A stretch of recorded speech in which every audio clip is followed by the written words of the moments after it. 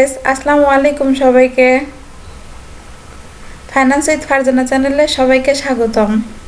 আজকে আমি MBA program finance and banking ডিপার্টমেন্টের কর্পোরেট ফাইন্যান্স এই সাবজেক্টের চ্যাপ্টার 3 চ্যাপ্টারটার নাম alternative views of risk and return.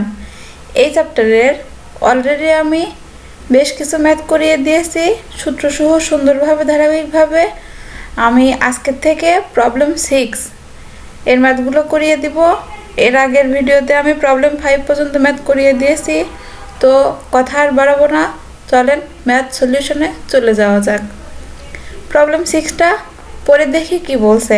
এখানে দেখেন P27 লিখে রেখে দিয়েছি। এটা মূলত মিলেনিয়াম পাবলিকেশনের যে বইটা আছে আমাদের, ওই বইয়ের প্রবলেম 27, আর এটা মিলেনিয়াম পাবলিকেশনের যে সাজেশন বই, এটার প্রবলেম 6 সেম ম্যাথ।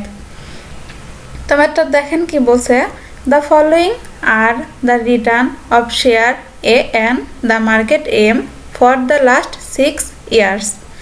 এখানে ইয়ার দেখেন দেওয়া আছে, 6টা ইয়ার্স দেওয়া আছে, 2006, 2007, 2008, 2009, 2010 and 2011।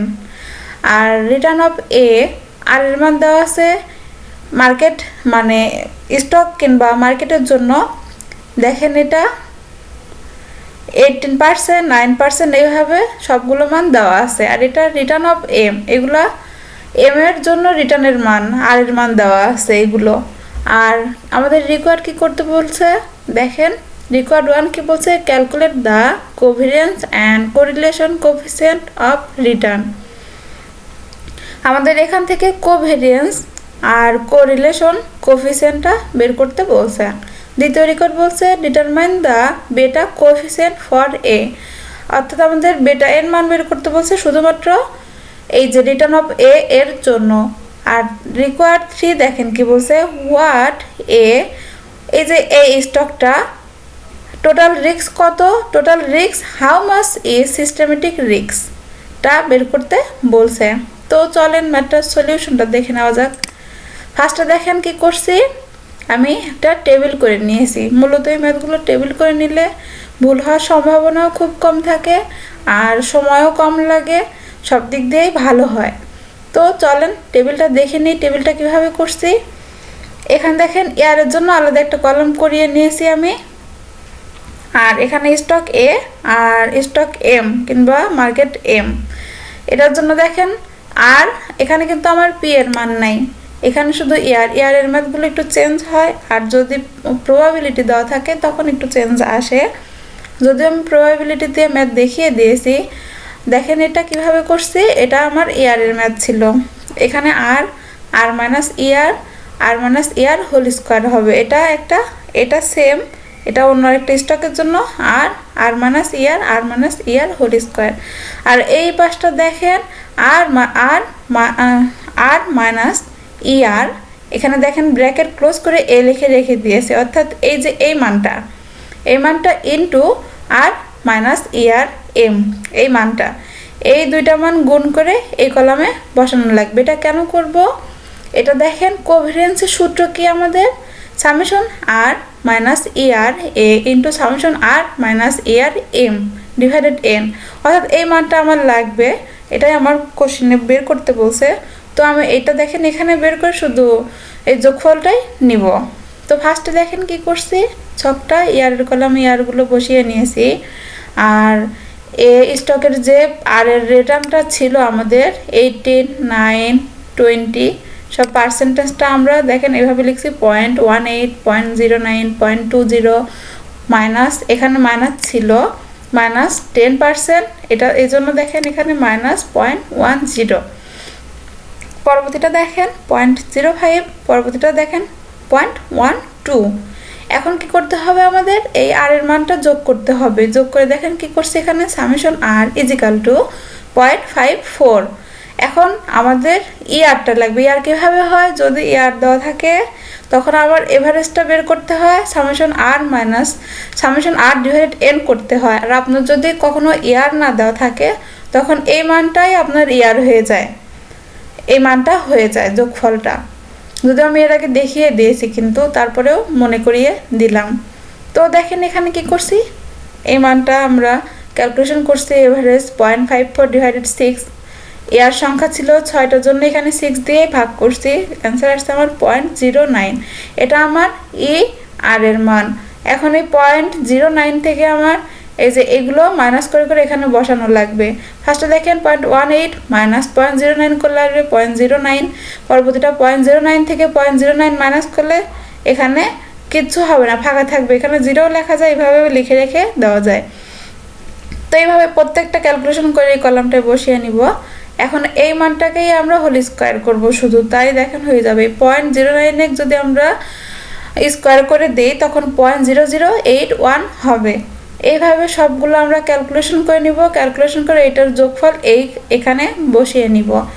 আমার দেখেন ক্যালকুলেশন করার পর আসছে 0.0588। পরবর্তীটা সেমভাবে এখানে মার্কেটের যে রিটার্ন অফ এম ছিল এই মানগুলো নিয়ে পরবর্তী সাইডটা করে ফেলবো, তাই করছি। দেখেন এখানে এম আর এর মানগুলো এখানে বসিয়ে নিয়েছি। এখন এটা যোগ করব, সামেশন আর আসছে আমার 0.336। আর এটাকে আমরা ইয়ার যখন বের করব সামেশন আর ডিভাইডেড এন হবে, অর্থাৎ 0.36 ডিভাইডেড 6 করলে আসবে আমার 0.06। এখন এই 0.06 থেকে এই মানগুলো আবার মাইনাস করে করে এই কলামে বসানো লাগবে। ফার্স্টটা দেখেন 0.15 মাইনাস 0.06 করলে আসবে আমার 0.09। এটা যে আসবে আপনার ক্যালকুলেটরে সঙ্গে সঙ্গে আপনি এটাকে পাওয়ার করে 2 দিয়ে দিবেন, দেখবেন যে সরাসরি এই কলামটাও আপনার একবারেই হয়ে গেল। বাড়তি করে যে বারবার এইভাবে এটা বসানোর পর এটা নিয়ে আসবেন, এভাবে করলে সময় বেশি লাগবে। আপনি একদম পুরো লাইনটা করে ফেলবেন, দেখবেন আপনার সময় কম লাগছে। তো এভাবে দেখেন সেকেন্ডটা কি করবেন, 0.07 মাইনাস 0.06 করলে আসবে আমার 0.01। এটাকে যখন আমি পাওয়ার করে দেবো তখন 0.0001 আসবে।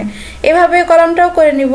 করা হয়ে গেলে কি করব, তখন এই কলামটা আমরা এখন যোগ করে দিব। যোগ করে দেখেন আমার মান আসছে 0.0548। এই মানগুলো কেন যোগ করে রাখলাম আমি পরবর্তীতে দেখাবো। এগুলো ক্যালকুলেশন করতে লাগবে বিধায় আমি একদম এখানে যোগ করে বসিয়ে নিয়েছি। তো এখন এই কলামটা ক্যালকুলেশন করার পালা। এটা এখন কিভাবে করব, 0.09 ইন্টু 0.09 করব। এখানে দেখেন লেখাই ছিল, অর্থাৎ এই কলামের সঙ্গে এই কলামটা গুণ হবে, এটার সঙ্গে এটা গুণ হবে।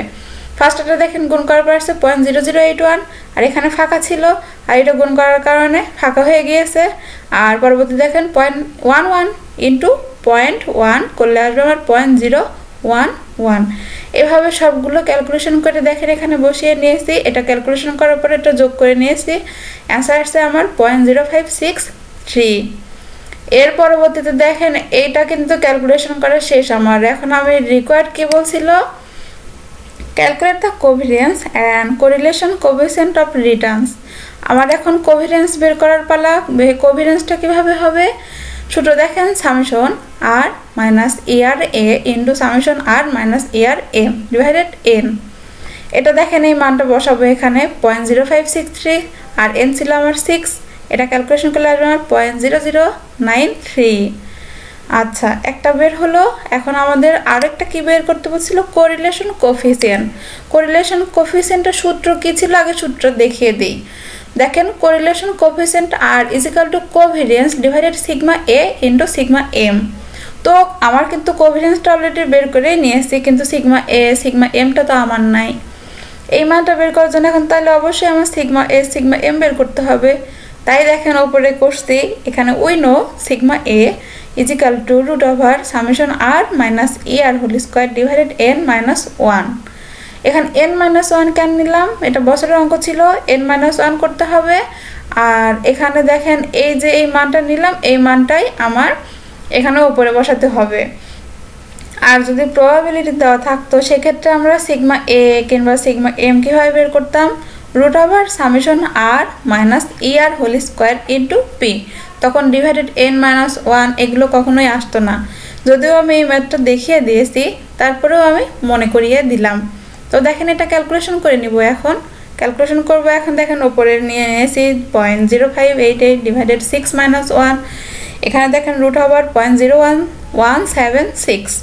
টোটাল ক্যালকুলেশন করার পর অ্যান্সার আসছে আমার 0.10844। পরবর্তী দেখেন সিগমা এম বের করে নিব।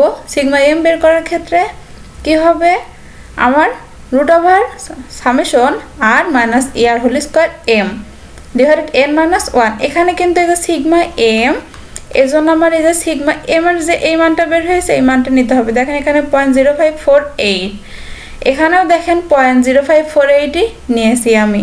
ডিভাইডেড 6 মাইনাস 1 ক্যালকুলেশন করব, ক্যালকুলেশন করে আসছে দেখেন root over 0.01096।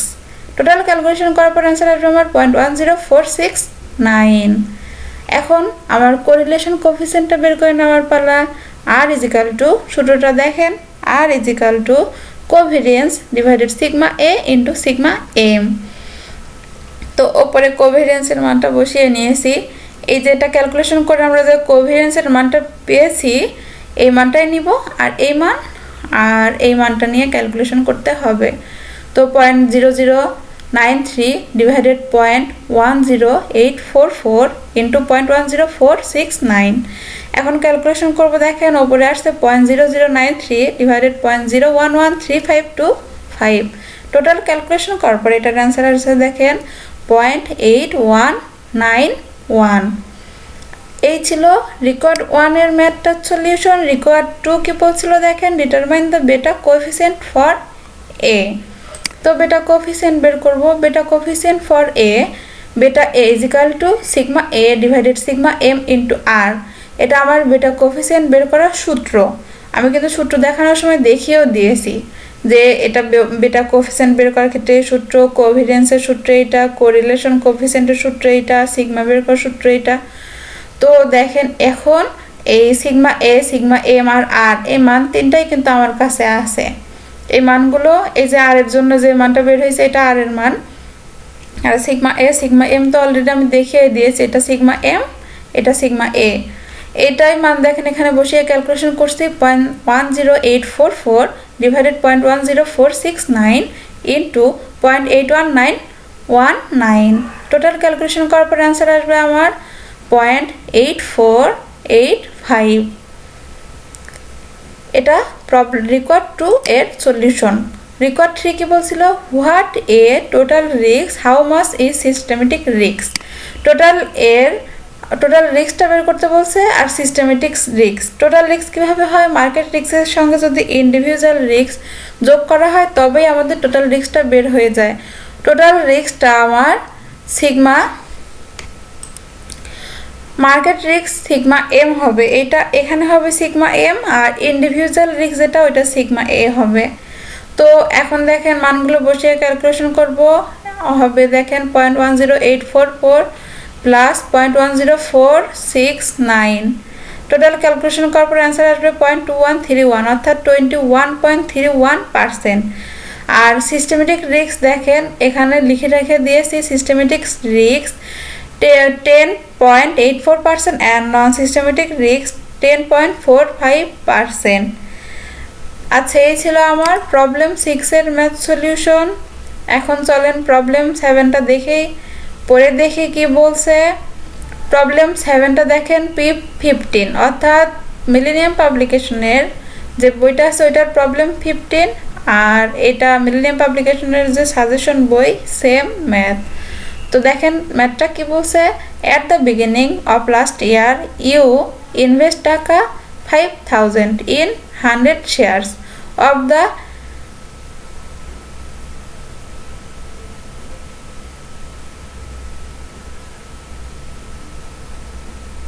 the Monk Corporation. During the year Monk paid dividend of টাকা 5 per share.